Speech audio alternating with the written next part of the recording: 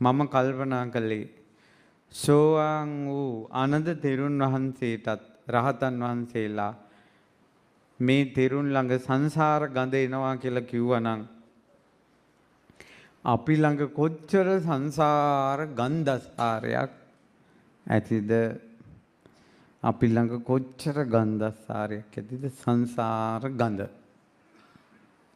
මම ඒක ඔබට තේරෙන්න කියන්නම් සංසාර ගඳ කියන එක. කුෂ්ඨ හැදිච්ච බල්ලන්ගෙන් ගඳක් එනවද නැද්ද? එන්නේ? නහයවල් තියනයි කියනවා එනවලු. මෙතන එක්කෙනෙක් හරි අත උස්සන්න මම ආය සංසාරේ කවදාවත් කුෂ්ඨයක් හැදෙන බල්ලෙක් වෙලා ඉපදෙන්නේ නැහැ කියලා ස්ථිරව කියන්න පුළුවන් කෙනෙක් අත උස්සන්න. එහෙනම් මේ හිතේම සංසාරේ කුෂ්ඨ බල්ලෙක් වෙන ස්වභාවය මේ හිතේ නැද්ද? එහෙනම් ඒ කුෂ්ඨ බල්ලෙක්ගෙන් ඇගෙන් විහිදෙන කුෂ්ඨ ගඳ මේ හිතේ දැන් සැඟවි නැද්ද? හරක්ගෙන් හරක් ගඳ එනවා දැන්ලා නැද්ද? ගොම ගඳ හරක් ගඳ.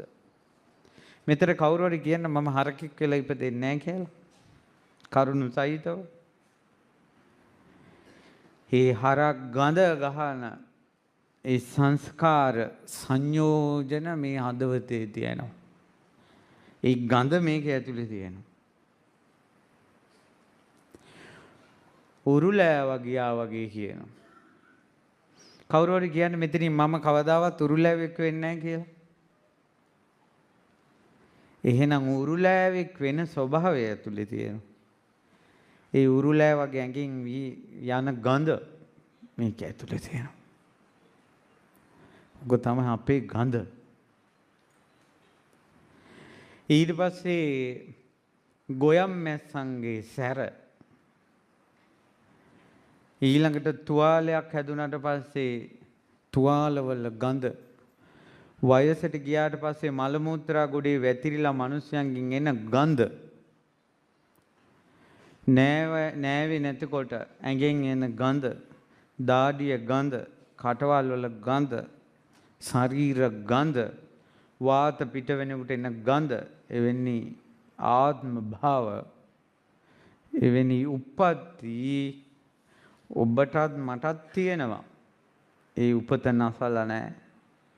ඒ නිසා මේ ජීවිතයේ දිහා පරම වෛරාගී මුනිවරු බලනකොට ඒ මුනිවරුන්ට සංසාර ගඳ දැනෙනවා. මගේ බුදුරජාණන් වහන්සේ 80 මහා ශ්‍රාවකයන් පිරිවරා කොයිතරම් සුවඳ මණ්ඩපයකද වැඩ හිටියේ. ඒ කාගෙන්වත් සංසාර ගඳක් එන්නේ. මගේ බුදුරජාණන් වහන්සේ සුවඳ මණ්ඩපයක වැඩ හිටියා.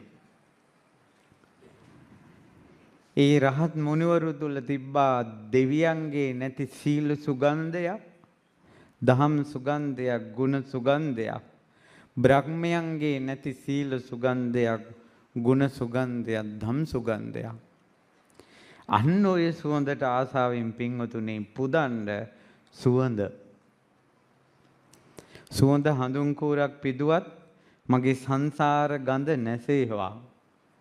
සීල සුගන්ධේ, ධම් සුගන්ධේ, ගුණ සුගන්ධේ ලැබේවා.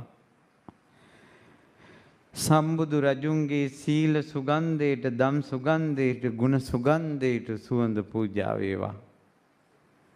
මාගේද කාම දුර්ගන්ධය, කෙලෙස් දුර්ගන්ධය, දුස්සීල දුර්ගන්ධය, ඉරිසියා ක්‍රෝධ දුර්ගන්ධය මගෙන් බැහැර වේවා කියලා සුවඳ පුදන්න. එවැනි පූජාවල් කරන මිනිස්සු නිවනට ළඟයි. ඒ නිසා මේ පූජාවත් එක්ක ඒකාත්මික වෙන්න. ඒ පූජාවට ඒකාත්මික වෙන්න බැරි කතා කර කර යන නිසා. ඒතරට පූජාව කරද්දි හිතන්න බෑ. දැන් අපිට තියෙන්නේ අනිත් අය වට වෙන නිසා. නැත්නම් පූජාවක් ගත්තම හිතන්න ගන්නවා අර මිනිස්සු ඇවිල්ලා වඳිනවා, කතා කරනවා, පිටිපස්සෙන් එනවා, ජීවමානව දැක්කලු බණ අහනවලු. ඉතින් මම කිව්වා ඉතින් අහන්නනේ කියන්නේ කියලා. අහනවලු. සමහර මිනිස්සු අනේ ඔබ වහන්සේගේ බණට කියනවා වඳින්නත් එපා කියලා නොවන්දත් බෑ. කියලාත් වඳ. අර කියපු බණ කියලා වඳිනවා. මෙහෙමයි ඔයාලට තරහක් නෙවෙයි. අපි ආසයි අර පූජාවත් එක්ක ඒකාත්මික වෙන්න. අපි දක්ෂ නෑ අර ඔක්කොම බැලන්ස් කරගන්න මම දක්ෂ නෑ. ඔබ දක්ෂයි නම් ඔබ hina වෙවි කතා කර කර ෆොටෝ ගගා සෑය වඳින්න. ඒ පූජාවත් එක්ක රහතන් වහන්සේලා එහෙම හිත ඒකාත්මික කරන්න පුළුවන් නම්. ඒකනේ වැටකොළු මල් 4ක් අරගෙන ගිය කෙනා පුදන්න කලින් මැරිලා දෙව්ලොව ඉපදුනේ ඒකාත්මික වුණා සෑයත් එක්ක. එයාට ගොනා ඇවිල්ලා අනිනකොට එයාගේ හිත තිබ්බේ ඇඟේ නෙවෙයි සෑයේ. බුදුරජාණන් වහන්සේ ළඟ හිත තිබ්බේ විමානවත්තු කියවන්නකෝ. මා කැලේ යනකොට පැරණි ගරා වැටුණ සෑයක් දැකලා අනේ මේ ශාස්ත්‍රුන් වහන්සේගේ ධාතු සෑයයි. අන්න හිත කියන්නේ දෙතෙන්න. මේ ශාස්ත්‍රුන් වහන්සේගේ ධාතු සෑයයි කියා සිතා වැටකුළු මල් 7ක් රැගෙන ධාතු සෑයට පිදීමට මා යද්දී ගොනෙක් ඇවිල්ලා එන්නා. එතනම මැරුණා දෙව්ලොව. හිත ඒකාත්මික කරලා තිබ්බේ. ඔය හිත ඒකාත්මික කරගෙන කරන වන්දනාව බුදුන් වඳින අයගෙන් 100ට ඊටාම සුළු ප්‍රමාණයකට විතරයි කරන්න පුළුවන්. මිනිසුන්ගේ හිත විසිරිලා තියෙන. මිනිසුන්ගේ හිත ගොඩාක් විසිරිලා තියෙන. හිත විසිරුණ මිනිස්සු කරන පින්කම් වලින් ඒ මිනිස්සු දෙව්ලොව ඉපදුනොත් ඉපදෙන්නේ පිරිවර දෙව් පිරිවර ඇතුලේ ඉපදෙන්නේ දිව්‍ය රාජයෙක් වෙන්නේ. විසිරුණ හිතෙන් පින් කරපොමු. ඒකාත්මික කරලා පිනක් කරනකොට එයා තමයි දිව්‍ය විමානයේ ප්‍රධානියා. එයා තවක් කෙනෙක් යටතේ නෙවෙයි ඉන්නේ. දෙව් පිරිවරේ ඉපදුන ගමන් තමන්ගේ ඩියුටියෙන් බැහැරව යන්න බෑ. අපි කියමු දිව්‍ය රාජ්‍යයේ දොරටුවේ දොරටු පාලකයෙක් වෙලා ඉපදුනේ. දිව්‍ය දොරටු පාලක. ඒ ප්‍රධාන දෙවියාගේ අවසරයක් නැතුව එයාට එතනින් යන්න බෑ. එතකොට එයාට කැමැති විදියට රුවන්වැලිසෑය වඳින්න බෑ. කැමැති විදියට බුදුරජාණන් වහන්සේ ළඟට යන්න බෑ. සක්දෙවිඳුගේ විමානයේ දිව්‍යාංගනාව ඉඳලා තියෙනවා බුදුරජාණන් වහන්සේ දැකලා නැති. සක්දෙවිඳුගේ විමානයේ දිව්‍යාංගනාව ඉඳලා තියෙනවා බුදුරජාණන් වහන්සේ දැකලා නැති. හේතුව පිරිවරේ ඉපදුනේ.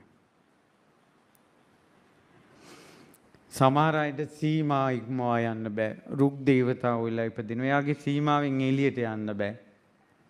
හේතුව මනුස්ස ලෝකයේ පින්කම් කරනකොට ගෞරවය අඩු වෙලා විසුරුන හිතෙන් කරලා. ඉතින් ඒ නිසා අර හිතක් හොඳට තුනුරුවන්ට කෙරෙහි ශක්තිමත් කරන එක ඒකාත්මික කරන එක පුදුම බලවත් දෙයක්. ඉතින් ඒක පුළුවන් නම් මේ කියපු මේ අනුශාසනාව පොඩි දෙයක් නෙවෙයි. මේ අපිට වරදින තැන් පුළුවන් නම් හදාගන්න. ඉතින් පින්වන්තයි නම් දක්ෂයෙක් නම් හදාගන්න. මුලින්ම කියන්න මේ මට පාඩුවේ වඳින්න දෙන්න. ඒ නිසා ඔයාලා තිමීට වඳින්න අපි කට්ටිය වඳිමු. කතා කරන්න එපා අපි දැන් අමාරු වෙන්නේ වන්දනාව යාවේ කියලා. කචකොචක ගාන කිහිප දෙනෙක් ඉන්නවා නම් තේරෙන්නේ නැතුව ඔයාලා හිමීට එන්න අපි වඳින්නම් කියලා වෙනමම යන්න. ඒක සැපයි. නැත්තම් මුම් පාඩුවේ මට වඳින්න දෙන්නේ නැහැ කියලා බැන බැන වැන්දත් අන්න හිත ඒකාත්මික වෙන්නේ නැහැ. සමහර අයට සමාධිය ඇති වෙනවා සෑයවල් වඳිනකොට. බෞද්ධ වඳිනකොට සමාධිය ඇති වෙනවා. සමහර අයගේ හිත ඒකාත්මික වෙලා සමහර අය රුවන්වැලි සෑය ඇතුළ දැකපු අය ඉන්නවා. හිත ඉච්ඡර ඒකාත්මිකයි. ඒකනේ අටුවාවල තියෙන්නේ. ගිරිහඩු සෑයේ මහ ගිරිගණ්ඩ පූජාවක්. මහා පාම් පූජාවක් තියෙන වෙලාවේ කුසදරුව අම්මා කෙනෙකුට කන්ද නගින්න අමාරුයි ගිරිහඩු සෑයේ කියලා. ගෙදර ඔක්කොම දුවේ උඹ පරිස්සමෙන් හිටපන් කියලා අම්මලා ගියා. එයාගේ ගෙදෙට්ට ඈත කන්දේ පහම් පත්තු කරලා ලස්සන සෑය පේනවා.